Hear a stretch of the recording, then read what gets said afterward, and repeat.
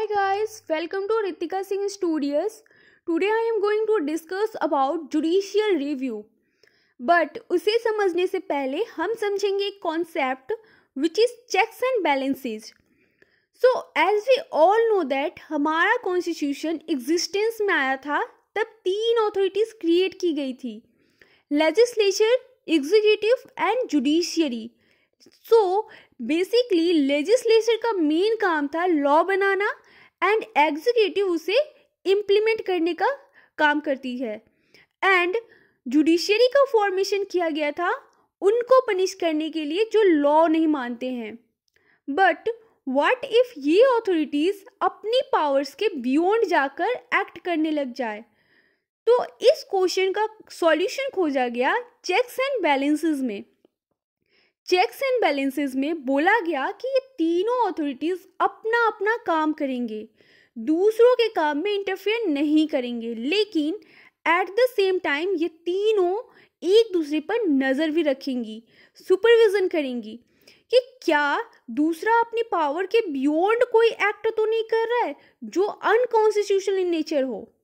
So checks and balances ऐसा system है जिसमें कि ये तीनों अथॉरिटीज एक दूसरे पर नज़र रखती हैं ताकि कोई भी अपनी पावर्स के बियॉन्ड जाकर कोई एक्ट ना करे जो कि अनकॉन्स्टिट्यूशनल इन नेचर हो.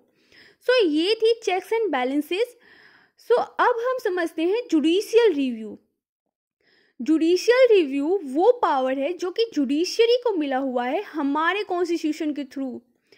जुडिशरी के पास ये पावर है कि वो गवर्नमेंट के थ्रू बनाए गए लॉ को रिव्यू कर सकता है, एग्जामिन कर सकता है, और अगर वो लॉ हमारे कॉन्स्टिट्यूशन के अगेंस्ट जा रहा है तो उससे वो वाइड एंड नल डिक्लेयर कर सकता है.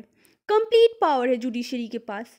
और एग्जीक्यूटिव एक्शन को भी जुडिशरी स्ट्राइक डाउन कर सकता है, अनकॉन्स्टिट्यूशनल डिक्लेयर कर सकता है जुडिशरी. ये पावर सुप्रीम कोर्ट और हाई कोर्ट दोनों के पास है.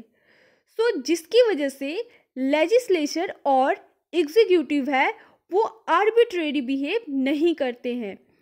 सो ट्रू सेंस में देखा जाए तो जुडिशरी ही है वही जो हमारे कॉन्स्टिट्यूशनल का गार्जियन और प्रोटेक्टर और फाइनल इंटरप्रेटर है.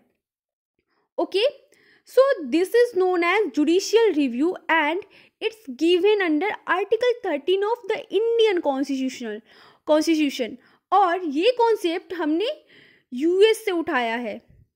So I hope guys you understood. Thank you for watching.